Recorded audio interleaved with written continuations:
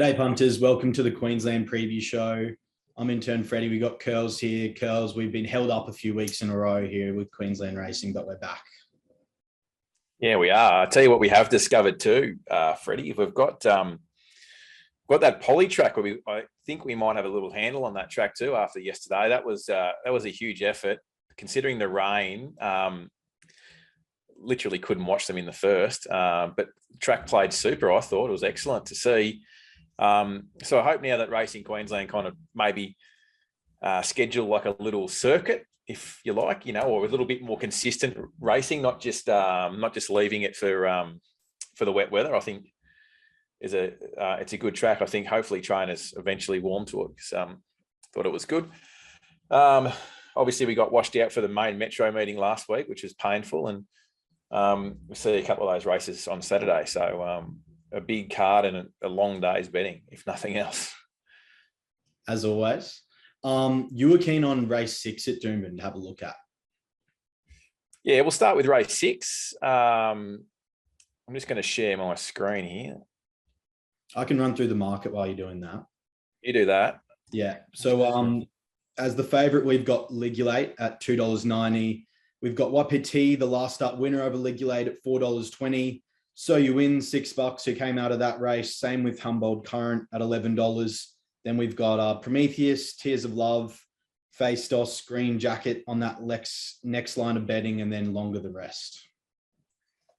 Yeah, it's got a bit of a tail, excuse me, and obviously a lot of these horses come out of that same race at the Sunny Coast. So, look, I think it's going to be like a map race, I think. You can see the speed map there. I thought Tears of Love would eventually sort of push forward and find the front. Fastnet Cyclone holding a spot. It is a few days between runs, so I expect it to be sort of fresh and showing a bit of toe early. Wapiti will come across, then eventually Tears of Love and Happy Go Plucky there, which I think will go forward. And that's sort of, I think, the first 4 in settling. A little bit of a raffle sort of in behind. The interesting one for me is Ligulate. We know how Malian rides. He jumps and the horse settles wherever the horse settles. He just sits on it and lets it find its spot. We saw last start at the Sunny Coast, possibly could have had the back of the winner, but ended up sort of like a little bit further back, and then sort of couldn't pick up the leaders because they went too slow. And I think if we see horses like Humboldt Current and So You Win, which I've sort of mapped here, sort of not necessarily kicking up, but trying to hold a spot, every chance that he's going to end up a pair further back again, where with a bit of intent, he can be forward and sort of be, right on the back of Wapiti there. So I'm just going to go with what we sort of normally see though, and suggest that he'll be a pair further back again. Obviously, we'll wait and see how the track plays by the time we get to race 6. But if that's the case, I think it's pretty obvious that Wapiti once again becomes the favoured map horse. He was a month between runs last start, back in trip to the mile at the Sunny Coast, and that's why I was against it. Well, not necessarily against it, but that's why I wasn't with it. I thought, it looked like a bit of an afterthought or a fitness run sort of set up to sort of launch into something else, race like this. Back up to 2,000 metres where he did win the Toowoomba Cup. A horse has it's 1, 2 out of 3 on the heavy. He just looks, he looks well placed, well suited with the map again. Happy Go Plucky is another horse that's got some figures at the trip, but just don't know whether he's going as well this prep as what he was last prep when he went into that Ipswich Cup and ran well. Like we talked about the map and the track, we'll just see with number 2, So You Win. We saw him on a similar setup here last preparation. He had 2 runs into a Doomben 2,000 metre race where he hit the front and just got nailed right in the line by a warning at Group 3 level over this trip. Had J-Mac on that day, so I haven't really worked out yet on my pricing how much you take off or J-Mac to James Orman, but informed jumpers hockey switch. But, if he runs up to that effort that day, he's going to be the one sort of ripping home late. So Prometheus is another one that caught the eye at the sunny coast, finished off pretty well, loves the wet track. But he's just got a pretty sticky map. I think he'll be at the back. And this track, heavy 10 at the moment when we record this on Thursday, I think it'll be well and truly in the soft range by the time we're betting on Saturday. So I'm working on a soft track, which I should have mentioned at the start. Look, I haven't bet in this race yet. I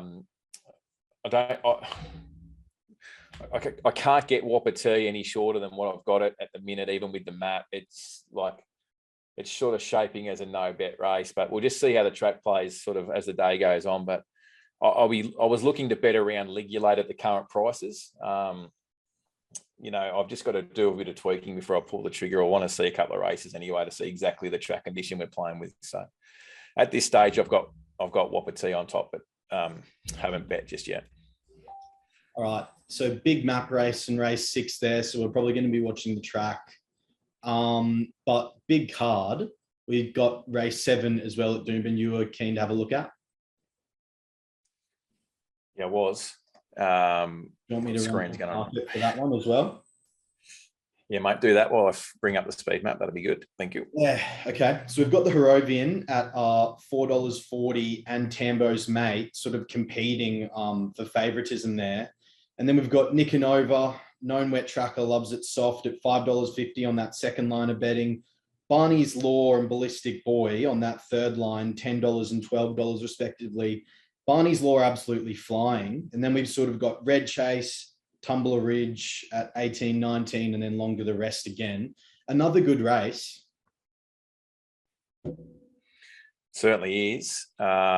Speed map. We were sort of chatting about Barney's Law kicking up. Yeah. Yep. So thought we could manipulate this one as we go. He's going super, Barney's Law. Don't know whether he's up to this, but look, he'll be in front making his own luck, won't he? So I sort of think he could lead. I thought Red Chase would be able to cross more than number 1, hold that spot behind the leader. Look, race 7, softish track. I don't know whether I want to be on the fence anyway.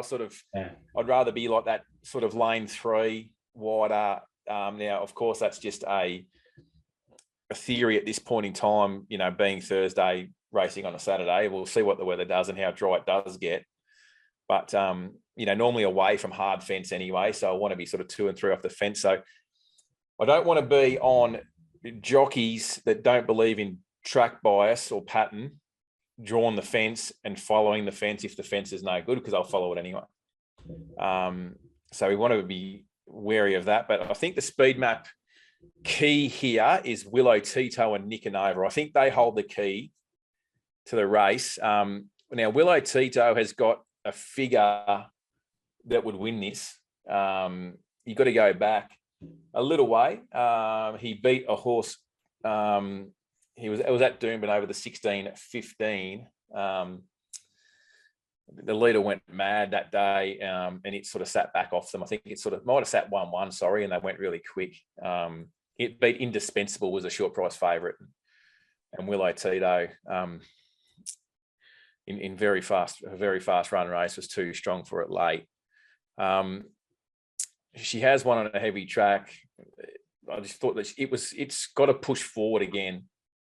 It's got to be outside. I think it has to be outside Barney's Law. That's its best chance, I think. I think it's over the odds, definitely. What is it? $34. Now, the key here will be here with Nicanova. If James shows some intent, I think there's a spot there in the 1 out, 1 back. I could be half. I'm trying to not urge myself to put it there. But if they show intent, you just know with Ballistic Boy that they like riding this horse with cover. I reckon that it'll be drummed in. It'll be drummed into Luke to get cover on this horse. So I think if there's a chance that Nicanova could be forward here, I think there's a chance he can settle in the first 4. And then you've got sort of this Tumbler Ridge Ballistic Boy more than number 1. I think he can hold 3 back the fence. If so, I think it's going to cast Tambo's Mate, the Harrovian, like what are they going to do on it, and right or wrong, is half a chance to sort of go forward anyway. Yeah. You know, from that wide draw. Wouldn't shock me at all if they went forward on it. You know, and sort of, you've got a sort of speed map that sort of looks a little bit messy, I suppose, but still you've got an opportunity where it's sort of, I think it plays into the hands of Nick and Over to get a spot because of it. And I think Tambo's mate's cast. I'm going to be against Tambo's mate. Really hard to draw any conclusions from last prep because it was with Kendrick when it got over this trip. It was getting beat 10 lengths at this distance range. Obviously with Golan now on a 7-day backup going down to Sydney. I thought the run was okay. It was just no match. Probably or possibly could have stayed a little bit closer in touch. But I think it's got some map query. So, you know, it's obviously it's $4 and it's hard in the market. So I'm happy to bet around it. Yeah. I think Nick and Over and Willow Tito are a couple that are going to get a small bet here. Take a position earlier. I think they're both a little bit over the odds still. Nick and Over is a class animal, and it's got a map favour on the Harrovian and Tambo's mate. I think it becomes a bet. Ballistic Boy, even at that price, looks a big price. Like, you have a look, the horses that you know, it's been chasing and or beating. You know, it beat Wapiti last time. Not everything went its way, and then obviously it you know, it raced against, you know, in some big races last preparation as well. So obviously the query for him will be where the track gets to, but it has one on a soft track. I think there was a soft 5 there. So it has one on a soft 5. So I think if the track does dry up, it's a chance to, you know, to get the right run to be in the finish as well. So at the minute, I'm sort of thinking Nick and Over and Willow Tito are a couple of horses that I'm willing to play today. And then if the track does continue to dry out, you know, certainly that will bring Ballistic Boy into calculations, particularly at that price as well. Yeah, so that's sort of where I'm at for those couple there at Doomben so far. Excellent. Okay. Yeah. I'm interested your angle on Tambo's mate. There'd be a lot of people looking at the data there at Rosehill, or even just to the eye, and thinking it finished off pretty strongly, but on the map where it might get to, that distance query over the 1400 might be just a little bit of a fugazi there. Yeah. Yeah, definitely. I mean, obviously, it's, you know, it's a fit horse. It's on the 7-day backup. Obviously, the step up in trips, the query, the wet track won't worry it. Yeah, the drying track probably, you know, like I say, that if it continues to dry out, like I think, all it does is takes away any advantage it may have had by running on a heavy track. Yeah, probably where I'm headed there. So yeah, that's you know, I think it's, look, it could come out and win. Don't get me wrong, but I think it's the obvious one to bet around in that race. You know, with the map, how I think it'll pan out. And if they do have to push forward on it to get a spot, well, it's going to have to do some work, and that's, you know, that's going to bring horses like Ballistic Boy and Nick and Over, who's going to be, you know, because Nick and Over's drawn gate 8, Tambo's drawn gate 9. So I think if James Allman shows some initiative on Nick and Over, and, you know, Ryan Maloney is on Tambo's and he's sort of wide and has to push forward, well, Nick and Over is going to get the PR, you know, and be a really good chance to knock it off late anyway. So yeah, all the map, you know, the map points to Tambo's going to have to overcome a bit to win. So yeah, we'll bet around it. Yeah. Okay. Excellent. So they're the races we wanted to preview. Where are you betting this weekend? You got any best bets for the punters, or? We've got the Metropolitan meeting at Doomben, obviously. We've got Toowoomba on Saturday night. We've got the Gold Coast on Saturday afternoon. I'm happy that there's Rockhampton races as well, because we can leave them. So just the 3 meetings that we'll be betting into. No, I don't really necessarily have a best bet probably this far out. You know, there's a couple of races on the card which I probably will give a miss. We've got that the Country Stampede for the horses from the bush that have qualified to come to town, and the 1600 metre bush race as well. So we've got a couple of races on the card that will will likely sort of give a miss. It's hard to sort of line up all that form, isn't it? Look, there's some nice horses getting into. There's some nice horses. Obviously, we're in the summer carnival, and the races have got a bit of depth. And there's some, you have a look at race 8, for example, that Eureka Stud Classic for the mares there. Like, there's a lot of nice horses there that have drawn, some horrific barriers. So, when you look at them now drawing wide gates, you think, you're doing form for a normal Doomben track, you think it's going to be too difficult. But, if it stays a little bit humid and wet and doesn't really dry out that much, and they're coming down the middle of the track by late in the day, well, those barriers can become more of an advantage than a disadvantage. Yeah. So you're looking to one, are there a few of those ones that are drawn wide might be able to run around them? Exactly. Yeah, exactly. So we'll just see how the day plays out. There's no best bet from me at this stage anyway. Yeah. Okay, great. So a bit of a common theme probably around the country at the moment. We're looking at tracks. We're sort of trying to watch for the patterns. And for those who are interested in how you're reading the pattern and what your bets are, your packages are still on sale for the rest of the summer carnival. Yeah, 30% off. So, great opportunity, a great time to get involved anyway. The race is heating up. Like I said, I think we've been handled it pretty well. Like, even we won on the poly track yesterday, and we didn't bet on the first meeting of the poly track, and we've ducked and dived a few other meetings that have been wet, and just, as it pans out, it's betting. We're betting as it sort of a pattern emerges. It's been working. So, I think we're in for some more inclement weather too, by the look of it.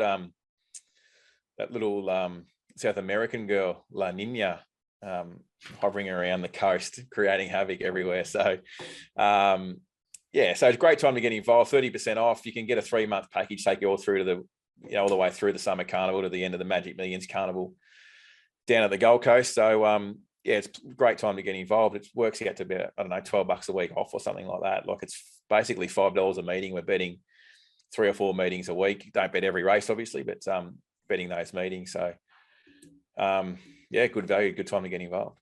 Yeah, you've been going well. We've got some good horses, going to make it easier. Hopefully. Yeah. And the racing's getting better. So, hopefully we'll get to the track soon and, pick a few winners together potentially. Did you find anything while you were doing the form for the Saturday or not? I think track dependent massively. I mean, I thought Wonderbar was pretty impressive to me in that race. It ran some of the hottest meetings, hottest sectionals of the meeting there. I think it had the 4th quickest, last 200, last 100, and it was a lot quicker than the class. It probably, going back to 1200 meters, I thought was pretty suited as well, because over the 1300, it sort of died on its run late. So I think if anything, that's going to suit it. And if it can get from that wide barrier, I think might work for it. If it can get back and run around them. And it's a good race with some good horses in it. So, hopefully horses like Kisakano, Neardorp and stuff, there'll be some tempo in it and will suit Lyrical Girl, yeah, for sure. Yeah, Lyrical Girl. So, it might suit it to get back and run on. I might anchor that in a few multis or something, but see how we go. Love it. All right, great. I think that's everything from us. Hey, girls. Yep, sounds good. Thanks, mate. All right, great. Bye for now.